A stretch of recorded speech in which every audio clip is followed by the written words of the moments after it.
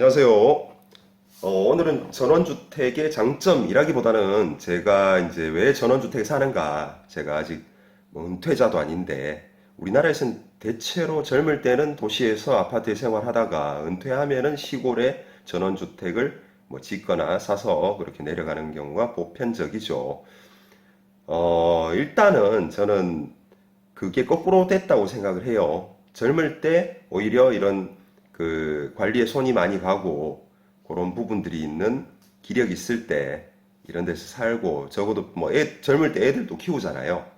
그 애들도 마음껏 뛰어놀 수 있고 그런 장점이 있는 이런 데 살다가 기력이 떨어지고 이제 60대, 70대 됐을 때 그때는 오히려 관리인이 있는 파트나 공동적으로 관리가 되는 그런 주거의 형태 그런 쪽으로 옮아가야 된다.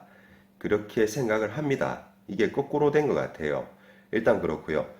제가 생각하는 집이라는 거는 그 공동주택의 형태가 없을 때 형성된 집의 관념이 있죠. 우리가 집을 그려보라고 하면은 당연히 박공지붕의 어떤 집들을 그립니다.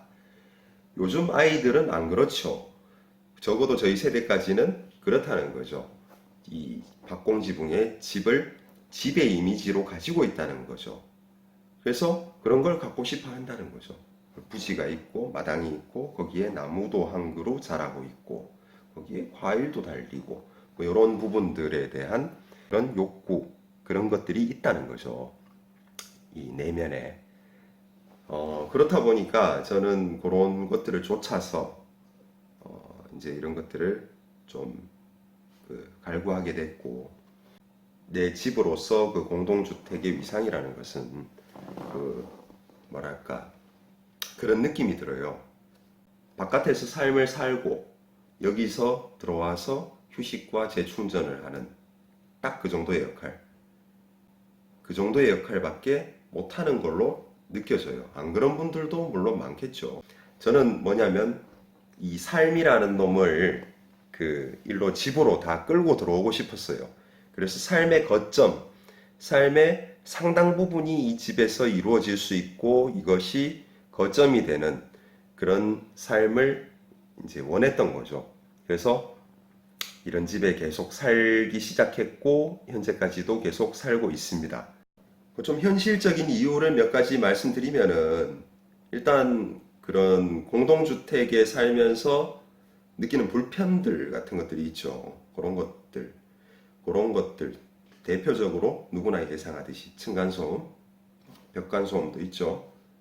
이런 거는 복불복이죠, 이게. 완전 누구 만나냐. 그 동에 그 인접한 세대들 중에 진짜 좀 심한 사람, 한 가구만 있더라도 못 견디는 사람이 그냥 이사를 나가야 되는 거죠. 그래서 그런 부분들이 없다는 거, 일단. 그런 가능성 자체가 없으니까, 일단. 벽이 접해 있는 그런 집의 형태가 아니죠. 이 한 건물은 다 내 집이죠. 그러니까 벽이 울리거나 그럴 일은 없다. 라는 부분이 일단 좋죠. 일단 그런 스트레스가 가능성조차 없다는 것. 그런 게 일단 좋고요. 그 다음에 반면에 이제 거꾸로 생각해 보면 나도 남한테 피해를 주지 않기 위해서 우리는 행동에 제약이 생깁니다. 행동에 제약이 생기다 보니까 조심스럽게 걸어야 되고요. 뭐 밤늦게는 빨래 돌리면 안 되고 청소기 돌리면 안 되고 집에서 노래 크게 부르면 안 되고 악기 연주하면 안 되고요. 그런 것들이 어떤 행동의 제약, 집에서의 행동의 자유를 제약하는 것이 굉장히 집이 어떤 나의 그 거점으로서 진짜 집의 기능을 하기에는 좀 부족하지 않나라는 생각이 저는 들더라고요. 그래서 저는 그런 제약을 받지 않고 뭐 사실 뭐 노래 부르고 그런 영상도 올렸었지만은 아파트 사시는 분들은 그렇게 못 치죠. 잘 이렇게 통기타가 쫙 적어도 집에서는 내 마음대로 그렇게 살고 싶었다는 거죠. 그리고 이 마당이라는 공간이 없다. 그러니까 전용 면적 그 부분, 현관문을 열면 이제 공용 부분으로 나가게 되는 거죠.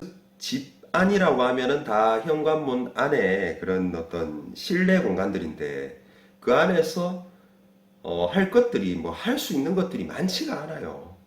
그래서 그런 삶보다는 마당에서 뭐 여러 가지 활동들을 할 수 있는 뭐 그런 이제 삶을 원했던 거죠, 저는. 다음으로 뭐 주차 문제인데요. 사실 그 주차장이 사실 부족하거든요. 대부분 아파트들이. 공동주택들은 보통 주차 공간 자체가 요즘 차가 많아지다 보니까 부족한 경우가 대부분이에요. 그러다 보면은 이제 퇴근하고 뭐 집에 가면은 주차할 데가 없는 거야. 일찍 안 가면은.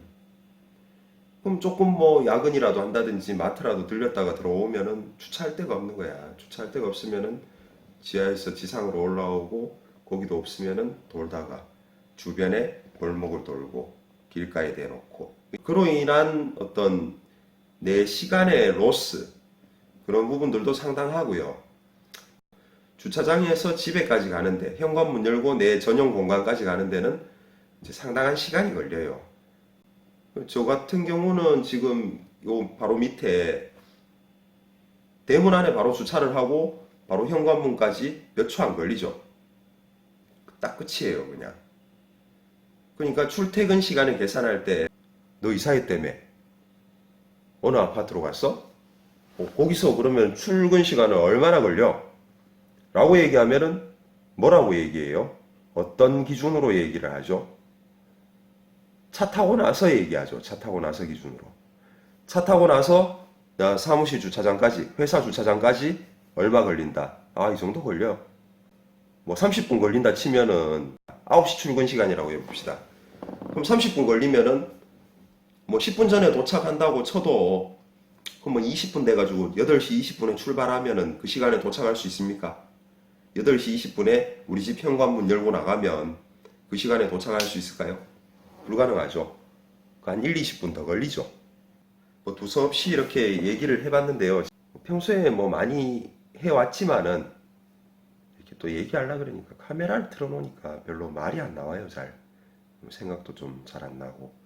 그래서 뭐 두서없이 한번 얘기해봤습니다. 앞으로 이제 전원주택에서 살아가는 좀 현실적인 이야기들 혹은 뭐 전원주택 구입하기까지의 어떤 경험담들 뭐 그런 것들 현실적으로 뭐 금액은 얼마인지 그 구입하고 난 뒤에 뒷돈은 얼마나 들어가는지 그 뒷돈을 줄이기 위해서 뭐 어떻게 해야 되는지 난방비는 얼마나 나오는지 뭐 기타 등등 사람들이 궁금해 하실 만한 그런 부분들을 좀 업로드를 한번 해보도록 하겠습니다.